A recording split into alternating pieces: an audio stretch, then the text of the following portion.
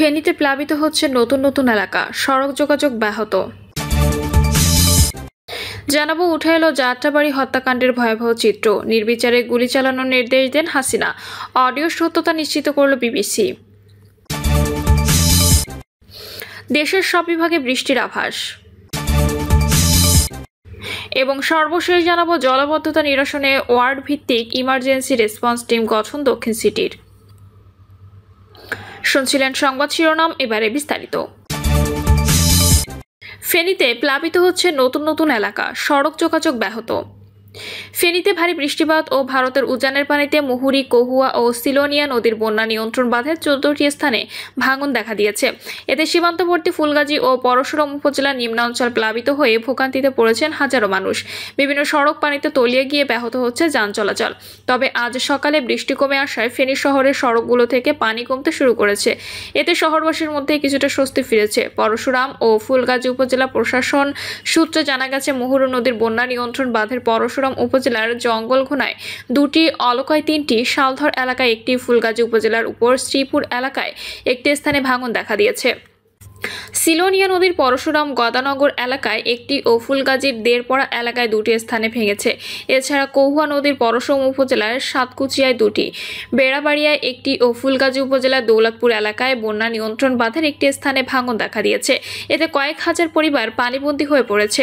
বিকাল থেকে এসব স্থানে ভাঙন দেখা দেয়। ফুলগাজীর নীলক্ষী এলাকার বাসিন্দা মাসুদুর রহমান বলেন, বৃষ্টি কিছুটা কমেছে, তবে যেখানে যেখানে বাঁধ ভেঙেছে সেসব স্থান দিয়ে এখনো পানি ঢুকছে। সময় বাড়ার সঙ্গে সঙ্গে নতুন নতুন এলাকা প্লাবিত হচ্ছে। গেল বছরে বন্যার মতো এবারও মোবাইল নেটওয়ার্ক সমস্যা নিয়ে ভুগতে হচ্ছে। কর্তৃপক্ষ সেই অভিজ্ঞতাকে কাজে লাগিয়ে কোনো ব্যবস্থা গ্রহণ করতে পারেনি। এদিকে টানা 2 দিন হাঁটু ও কোমর পানিতে নিমজ্জিত ফেনী শহরে পানি কিছুটা নেমেছে। অনেকের বাসাবাড়ি থেকেও পানি সরেছে। এতে কিছুটা স্বস্তি অনুভব করছেন শহরের বাসিন্দারা। তবে নতুন করে ভারী বৃষ্টি হলে একই রকম ভোগান্তির আশঙ্কা করছেন তারা। উঠে এলো যাত্রাবাড়ি হত্যাকাণ্ডের ভয়াবহ চিত্র, নির্বিচারে গুলি চালানোর নির্দেশ দেন হাসিনা, অডিও সত্যতা নিশ্চিত করল বিবিসি। 2024 সালের 5 আগস্ট ঢাকার অন্যতম ব্যস্ত এলাকা যাত্রাবাড়িতে পুলিশের নির্বিচার গুলিতে কমপক্ষে 52 জন নিহত হন বলে উঠে এসেছে বিবিসি এর একটি অনুসন্ধানে। ঘটনাটিকে বাংলাদেশের ইতিহাসের সবচেয়ে ভয়াবহ পুলিশি সহিংসতাগুলোর একটি বিবেচনা করা হচ্ছে। প্রতিবেদনটি করেছেন বিবিসি বাংলার প্রতিবেদক ক্রিস্টোফার জাইলস, ঋদ্ধি ঝা, রাফিদ হোসেন, তারিকুজ্জামান শিমুল। ভয়াবহ ওই হত্যাকাণ্ড ঘটেছিল 5 আগস্ট, যেদিন শিক্ষার্থীদের নেতৃত্বে টানা 36 দিন ধরে চলা বিক্ষোভের মুখে দেশটির তৎকালীন প্রধানমন্ত্রী শেখ হাসিনা ক্ষমতাচ্যুত হন এবং ভারতে পালিয়ে যান। গত বছর সরকার বিরোধী বিক্ষোভের শেষ দিনে ভয়াবহ ঘটনাটি কিভাবে ঘটেছিল সেটি বের করার জন্য তখনকার শত শত ভিডিও, সাক্ষ্য, ছবি ও প্রত্যক্ষদর্শীদের সাক্ষ্য গ্রহণ এবং সেগুলো বিশ্লেষণের পাশাপাশি সরেজমিনে বেশ কয়েকবার যাত্রাবাড়ির ঘটনাস্থল পরিদর্শন করে বিবিসি অনুসন্ধানী টিম। জাতিসংঘের প্রতিবেদন ও বিভিন্ন গণমাধ্যমে বিষয়টি নিয়ে নানা খবর প্রকাশিত হলেও নির্বিচারে হত্যার ঘটনাটি কিভাবে শুরু ও শেষ হয় এবং তাতে কত মানুষ হতাহত হয় সে সম্পর্কে বিবিসির অনুসন্ধানে এমন কিছু তথ্য ও বিবরণ উঠে এসেছে যা আগে সেভাবে সামনে আসেনি।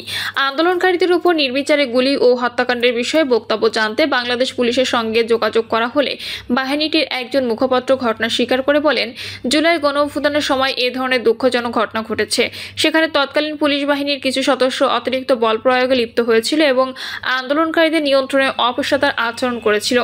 অনুসন্ধান চলাকালে ঘটনার এমন একটি গুরুত্বপূর্ণ ভিডিও বিবিসির হাতে আসে, যেখানে 5 আগস্ট বিকালে যাত্রাবাড়িতে পুলিশের গুলিবর্ষণ শুরুর কিছু মুহূর্ত দেখা যায়। ভিডিওটি এমন একজন আন্দোলনকারীর মোবাইল ফোন থেকে বিবিসি সংগ্রহ করেছে, যিনি নিজেও সেদিন পুলিশের গুলিতে প্রাণ হারান। নিহত ওই আন্দোলনকারীর নাম মিরাজ হোসেন। পুলিশ যখন বিক্ষোভকারীদের ওপর গুলিবর্ষণ শুরু করে সেই সময় ভিডিও ধারণ করেন মিরাজ। মর্মান্তিকভাবে মোবাইল ক্যামেরায় ওই ভিডিওতে তার জীবনের শেষ মুহূর্ত ধরা পড়ে। মিরাজের মৃত্যুর পর পরিবারের সদস্যরা তার মোবাইলটি খুঁজে পান এবং ফোনের সংরক্ষিত ভিডিওটি বিবিসিকে দেন। ভিডিওর মেটাডেটা বিশ্লেষণ করে দেখা যায়, সেদিন নির্বিচারে গুলিবর্ষণের ঘটনাটি শুরু হয় দুপুর 2:43। ভিডিওটিতে যাত্রাবাড়ি থানার মূল ফটকে বিক্ষোভকারীদের সামনে সেনাবাহিনীর একটি দলকে দাঁড়িয়ে থাকতে দেখা যায়। এরপর হঠাৎ করেই তারা ওই এলাকা থেকে সরে যান। এই ঘটনায় কিছুক্ষণের মধ্যেই যাত্রাবাড়ি থানার ভেতরের পুলিশ সদস্যরা ফটকের সামনে অবস্থানরত বিক্ষোভকারী জনতার উপর আকস্মিকভাবে গুলিবর্ষণ শুরু করেন। থানার উল্টো দিকে অবস্থিত একটি ভবনের সিসিটিভি ফুটেজে দেখা যাচ্ছে, পুলিশ গুলি চালানো শুরু করার পর প্রাণ বাঁচাতে গলির ভেতর দিয়ে ছুটে পালাচ্ছেন বিক্ষোভকারীরা। ওই সময়ের আরেকটি ভিডিওতে আহতদের তাদের শরীরে লাথি মারতেও দেখা যায় পুলিশকে। পুলিশ গুলি শুরু করার পর প্রাণ বাঁচাতে গলির ভেতর দিয়ে ছুটে পালান আন্দোলনকারীরা। মিরাজের ধারণা করা ভিডিও থেকে হত্যাকাণ্ডটির সূত্রপাতের বিষয়ে স্পষ্ট একটা ধারণা পাওয়া যাচ্ছে। সেই সঙ্গে এটি আরও দেখিয়েছেন যে যাত্রাবাড়ির অন্য আরেক দিনের একটি ভাইরাল ভিডিওকে ভুলভাল কিভাবে 5ই আগস্ট হত্যাকাণ্ডের ভিডিও বলে দাবি করা হচ্ছিল। যাত্রাবাড়ি থানার ভেতর থেকে ধারণ করা এই ভিডিওটি জুলাই গণঅভ্যুত্থানের পরবর্তী কয়েক মাসের সামাজিক যোগাযোগ মাধ্যমে ব্যাপকভাবে ছড়িয়ে পড়েছিল। অনলাইনে ভিডিওটি লাখ বার দেখা হয়েছে। গণমাধ্যমের অনেক খবরেও ভিডিওটিকে 5ই আগস্টের যাত্রাবাড়ি হত্যাকাণ্ডের ভিডিও বলে প্রচার করা হয়েছে। তবে 5ই আগস্টের যাচাইকৃত ভিডিওগুলোর সঙ্গে পরীক্ষা নিরীক্ষার পর বিবিসি নিশ্চিত করেছে যে ভাইরাল হওয়া এই ভিডিওটি আসলে সেদিনের পুলিশের সহিংসতা নয়, বরং অন্য কোনো দিন ধারণ করা হয়েছিল। 5ই আগস্টে ধারণ করা ভিডিওগুলোতে পুলিশকে যখন গুলিবর্ষণ করতে দেখা যায় তখন যাত্রাবাড়ি থানা প্রাঙ্গণে তাদের একাধিক যানবাহন রাখা ছিল। 5ই আগস্টের ভিডিওতে সেখানে একটি সবুজ এবং সাদা রঙের গাড়ি দেখা যায়, কিন্তু ভাইরাল ভিডিওটিতে গাড়িগুলো নেই। এই ধরনের দৃশ্যমান আরও কিছু গুরুত্বপূর্ণ পার্থক্য থেকে নিশ্চিত হওয়া যায় যে ভাইরাল ভিডিওতে 5ই আগস্ট যাত্রাবাড়িতে পুলিশের গুলি চালানোর সময় নয়। বস্তুত ভিডিওটি ধারণ করা হয়েছিল আগের দিন, অর্থাৎ 4ই আগস্ট।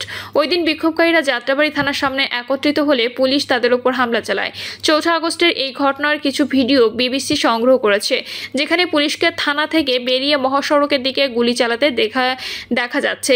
এ সময় আন্দোলনকারীদের একজনের ধারণ করা ভিডিওর গুলির শব্দের সঙ্গে ভাইরাল হওয়া ভিডিওর গুলির শব্দের মিল খুঁজে পেয়েছে বিবিসি। দুটি ভিডিওতে মেশিনগান থেকে ছোড়া 3টি গুলির শব্দ শোনা যাচ্ছে এবং থানার বাইরে একটি ট্রাক থেকে ধোঁয়া বের হতে দেখা যাচ্ছে। 4 আগস্টের আরেকটি ভিডিওতে থানা প্রাঙ্গণ থেকে পুলিশের বের হওয়ার ঠিক আগ মুহূর্তের দৃশ্য দেখা যাচ্ছে। এই ভিডিওতে থানা প্রাঙ্গণের গাড়িগুলোর অবস্থান ও রঙের সঙ্গে ভাইরাল ভিডিওটির গাড়িগুলোর অবস্থান ও রং পুরোপুরি মিলে যায়। অনুসন্ধানে বিবিসি দেখেছে যে 5ই আগস্ট বিকালে যাত্রাবাড়ি থানার সামনে 30 মিনিটের বেশি সময় ধরে হত্যাকাণ্ড চালানো হয়েছিল। ঘটনার সময়ের কিছু ড্রোন ভিডিও বিবিসির হাতে এসেছে। ভিডিওর মেটাডেটার তথ্য বিশ্লেষণ করে দেখা যায় বিকাল 3:17 যাত্রাবাড়ি থানার সামনের মহাসড়কে বিক্ষোভকারীদের উপর গুলি চালাচ্ছিল পুলিশ। এরপর তাদের বড় একটি দলকে থানার উল্টো পাশে অবস্থিত একটি অস্থায়ী সেনা ব্যারাকে আশ্রয় নিতে দেখা যায়। ড্রোন ভিডিওতে মহাসড়কের উপর হতাহতের একাধিক লাশ পড়ে থাকতেও দেখা গেছে। ভ্যান, রিকশা এবং বাইকে করে আহত হাসপাতালে নিয়ে যাওয়ার চেষ্টা করেন আন্দোলনকারীরা। পরবর্তী কয়েক ঘন্টার মধ্যে আন্দোলনকারীদের একটি অংশ শাহবাগের দিকে চলে যান, আর যারা তখনও যাত্রাবাড়িতে ছিলেন তাদের মধ্যে বিক্ষুব্ধ একটি অংশ থানায় আগুন দেন। এই ঘটনায় পুলিশের কমপক্ষে 6 জন সদস্য নিহত হন। 5ই আগস্ট বিকালে পুলিশের নির্বিচারে গুলির ঘটনার পর আহতদেরকে আশপাশের হাসপাতালে নিয়ে যাওয়া হলে চিকিৎসকরা অনেক ব্যক্তিকে মৃত ঘোষণা করেন। সেদিন যাত্রাবাড়িতে অন্তত 30 জন বিক্ষোভকারী নিহত হন বলে প্রাথমিকভাবে জানা যাচ্ছিল।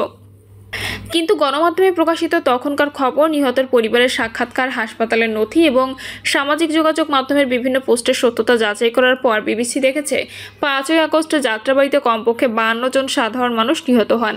এর বাইরে সেদিন আরও অন্তত 6 জন পুলিশ নিহত হন। 5ই আগস্টের ঘটনায় যাত্রাবাড়ি থানার পুলিশ কর্মকর্তার বিরুদ্ধে বেশ কিছু মামলা হয়েছে। এর মধ্যে থানার তৎকালীন ওসি আবুল হাসানের বিরুদ্ধে এ মামলা দায়ের করা হয়েছে, যিনি হত্যাকাণ্ড চলাকালে ঘটনাস্থল উপস্থিত ছিলেন। পুলিশ বাহিনী জানিয়েছে তারা ঘটনার সঙ্গে যুক্ত কর্মকর্তাদের বিচারের মুখোমুখি করার জন্য প্রয়োজনীয় পদক্ষেপ নিতে শুরু করেছেন। বাংলাদেশ পুলিশ ইতোমধ্যেই পুঙ্খানুপুঙ্খ ও নিরপেক্ষভাবে বিষয়টি তদন্ত কার্যক্রম শুরু করেছে। গণ আন্দোলন সংক্রান্ত যাবতীয় ফৌজদারি মামলার সর্বোচ্চ গুরুত্ব দিয়ে বিবেচনা করা হচ্ছে, যাতে ঘটনার সঙ্গে যুক্ত প্রতিটি অপরাধীকে আইনের আওতায় এনে ন্যায় বিচার নিশ্চিত করা যায়। এই ইমেইল বার্তায় বিবিসিকে বলেছে বাংলাদেশ পুলিশ ওই ঘটনার সময় সেনা সদস্যদের ভূমিকার বিষয়ে মন্তব্য জানতে বাংলাদেশ সেনাবাহিনী যোগাযোগ করা হলেও কোনো সাড়া পাওয়া যায়নি। দেশের সব বিভাগে বৃষ্টির আভাস। আগামী 24 ঘন্টার মধ্যে ঢাকা সহ দেশের 4 বিভাগে ভারী থেকে অতি ভারী বৃষ্টির আভাস দিয়েছে বাংলাদেশ আবহাওয়া অধিদপ্তর। তবে এই সময়ে 8 বিভাগে বৃষ্টি হবে বলে জানিয়েছে সংস্থাটি। আবহাওয়া অফিস জানায় বৃহস্পতিবার সকাল 9টার মধ্যে রাজশাহী, ময়মনসিংহ, ঢাকা, খুলনা, বরিশাল, চট্টগ্রাম ও সিলেট বিভাগের অধিকাংশ জায়গায় এবং রংপুর বিভাগের অনেক জায়গায় অস্থায়ীভাবে দমকা হাওয়া সহ হালকা থেকে মাঝারি ধরনের বৃষ্টি, বজ্রসহ বৃষ্টি হতে পারে। সেই সঙ্গে ঢাকা, খুলনা, বরিশাল ও চট্টগ্রাম বিভাগের কোথাও কোথাও মাঝারি ধরনের ভারী থেকে অতি ভারী বর্ষণ হতে পারে। এছাড়া সারা দেশে দিন এবং রাতের তাপমাত্রা প্রায় অপরিবর্তিত থাকতে পারে। প্রিয় দর্শক, এই ছিল এখনকার সর্বশেষ সংবাদ। আপডেট সব সংবাদ পেতে চ্যানেলটি সাবস্ক্রাইব করে বেল আইকনটি ক্লিক করে রাখুন।